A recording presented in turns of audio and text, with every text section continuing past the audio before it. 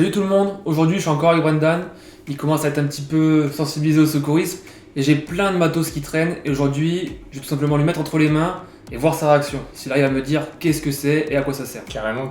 Juste petite précision, on est toujours dans la même tenue dans la plupart des vidéos, c'est parce qu'en fait on tourne tout le même jour, on a le beat à 5h. Confinement oblige. Ouais. Mais oui, on peut pas se voir tout le temps, faut faire des tests. C'est ça, et du coup on se voit une fois par mois, une fois tous les mois et demi, donc on produit pas mal de contenu en une seule journée quoi. Donc moi comme certains doivent le savoir, j'y connais rien en secourisme, tout ce que je connais c'est ce qu'il y a à l'intérieur du kit émotion, donc un pansement compressif, une couverture de survie, un garrot, un marqueur, Une fiche réflexe, alors qu'il y a pas mal d'autres choses en secourisme, et donc aujourd'hui Tony va nous présenter ça, et je suis assez curieux de voir ce qu'on peut avoir, parce que déjà pour moi avec ça il y a beaucoup de choses à faire. Il y a beaucoup de choses à faire, ça, le matos qui est dedans, c'est moi qui l'ai choisi et j'ai choisi pour son encombrement. Parce que pour l'instant, les gens ne perçoivent pas le besoin d'avoir du matériel de secourisme. Par la suite, ça va changer avec émotion. Et il faut qu'il soit le plus compact possible pour pouvoir justement l'accepter et l'emporter partout. Premier élément que je pourrais te donner, on va te mettre en confiance, ça va introduire tout le reste. Normalement, ça tu connais. C'est la même chose, emballer et déballer. Pansement compressif israélien. Pourquoi israélien ? Parce qu'il y a ça là, le petit bloqueur. Non, parce que son inventeur est israélien, que du coup le nom commun, enfin le nom familier c'est pansement israélien, mais oui, sinon c'est un pansement compressif parce qu'il permet de faire une compression sur une blessure. C'est le même pansement que l'on retrouve dans le kit émotion, parce que parfois on peut le mettre au niveau du cou, au niveau de l'aine ou de l'épaule, parce que le garrot on peut pas le mettre, tout simplement parce qu'on arrive en butée, et on peut pas aller plus haut. Ok, tu peux le mettre de côté, même chose, le pansement déballé, le pansement emballé. Donc là, toujours pareil, on a toujours le petit coussin pour pas toucher le matos. Pour la plaie. Il est beaucoup plus large là, le coussin. Ça doit être pour des plus grosses blessures. Exactement, ça peut l'être. Et puis le bloqueur, il est un petit peu différent. C'est ça. En fait, c'est un pansement qu'on appelle, et qui se trouve dans les armées, qui s'appelle le type H, tout simplement parce que le système de verrouillage est un H. Mais sinon, c'est un pansement compressif toujours, oui, et qui te permet d'avoir une surface plus grande. D'accord. Et tu comprends bien que même si ça c'est très efficace, à côté du kit, je pouvais pas choisir de mettre ça dans le kit. Ouais, c'est beaucoup trop gros pour ce que tu voulais. Voilà. Je veux quelque chose de compact. C'est vrai que comparé à l'autre. Voilà. Troisième chose sur les pansements, le pansement en lui-même et sous vide. Celui-là est très intéressant, il faut que tu le déballes. Celui-là, c'est dans l'armée ça aussi ? Exactement, ça peut se trouver autre part, mais celui-là c'est dans l'armée. Oula, c'est bizarre. N'hésite pas ce que tu as dessus ou de ce que tu découvres, mets-le là, on va en discuter. Wow, c'est quoi ça ? Une feuille en moitié. Ouais. Il y a une autre feuille, c'est la même matière. C'est ça, ouais. Ouais. Ok. Là, il y a une poche à moitié. Moi, c'est ce qui contenait du coup ça. Ouais, ok, simplement. Là, on a une. Ça, je connais, les bombes comme ça.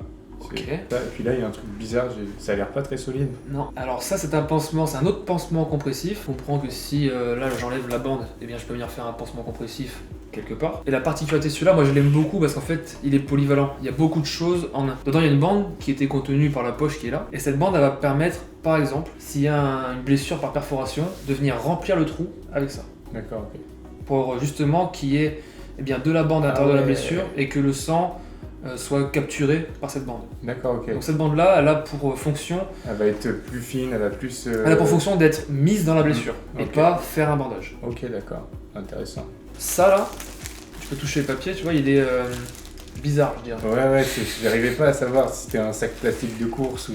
Dans un cas de blessure où il y aurait des viscères qui sortent, et bien pour les protéger, on va venir mettre ce papier dessus, l'humidifier et mettre ce papier dessus. Alors quand on est témoin d'un accident comme ça où une personne pourrait avoir quelque chose qui sort du ventre, parce qu'il y a une coupure ou autre, on ne remet surtout pas à l'intérieur. On va venir le protéger et ces petites feuilles là, plus ou moins grandes, tu as vu, permettent d'envelopper les viscères à l'intérieur et de les protéger jusqu'à l'arrivée des secours. Ok, d'accord. Donc ça toujours, c'est contenu là-dedans. Et dernière chose, sur ce pansement que tu as montré, il y a quelque chose de bizarre. C'est pas une petite cuillère pour manger une danette. Ouais, je comprends pas, c'est quoi ça ? Ça, c'est pour protéger une blessure que tu aurais à l'œil. Ah ouais.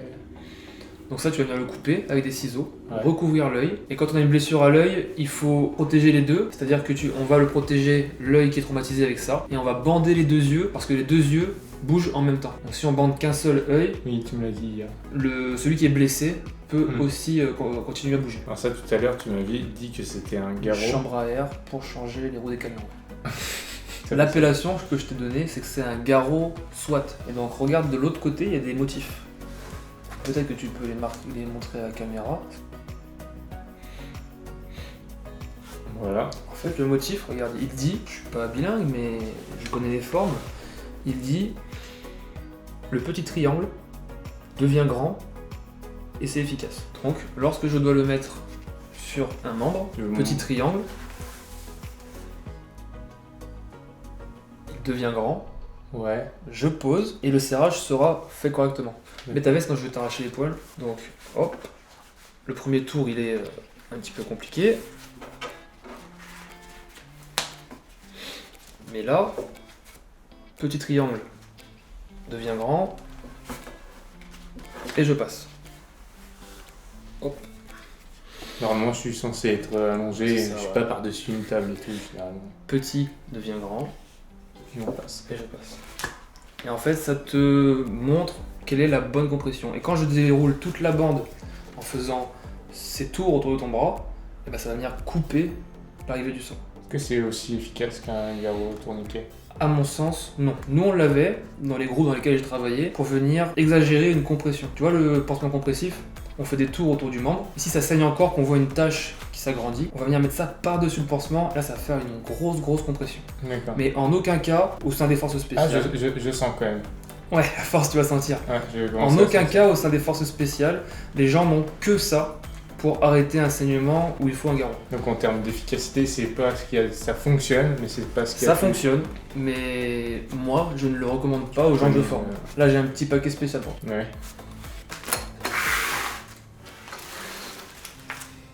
Attends, c'est quoi? C'est pour donner des croquettes à ton lapin ou quoi? Non, mec, c'est quoi ça? Sérieux? S'il te plaît, n'appuie pas sur la poussette, Pourquoi? parce que ça va sortir et ça me fait chier. Mais regarde. Alors là, j'ai aucune idée de ce que c'est. Alors, t'imagines bien qu'il y a un lien avec le secouriste, là. Bah là, on dirait juste des pastilles en fait. Ok, un indice, il y a un lien avec le sang. C'est un truc que tu poses et ça. Tu dois prendre une, tu mélanges avec de l'eau, tu mets sur la plaie et ça fait un truc artificiel.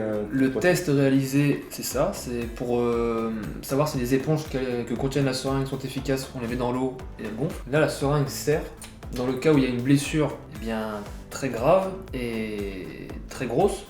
La seringue, on la met dans la blessure, on appuie, et les éponges, tu vois, elles sont striées bleues. Ouais. Alors, ça a été en test, c'est pour ça que je l'ai, c'est que je l'ai eu pour test en partant à l'étranger. On m'a dit, il existe ça, si tu as besoin de l'utiliser, teste-le. Heureusement, j'en ai pas eu besoin de l'utiliser. Donc je l'ai gardé et je le montre lors de mes formations, parce que pour moi, c'est bien de cultiver ses connaissances sur le matériel. D'accord, ok. J'arrête ici, sinon la vidéo elle va être trop longue, donc il y aura une partie 2 dans une semaine ou dans 2 semaines où Tony nous présente 2 kits qu'il utilisait sur le terrain. En attendant, je vous invite à aller consulter la formation 3 minutes pour sauver une vie sans matériel. C'est une petite formation, des petites vidéos vraiment divertissantes dans lesquelles vous allez apprendre des choses utiles que vous pourrez appliquer dès demain. Et si on l'a mise en ligne gratuitement, c'est pas pour rien, c'est parce qu'on estime que tout le monde devrait connaître ces gestes. Je vous ai mis le lien dans la description et on se retrouve pour une prochaine vidéo.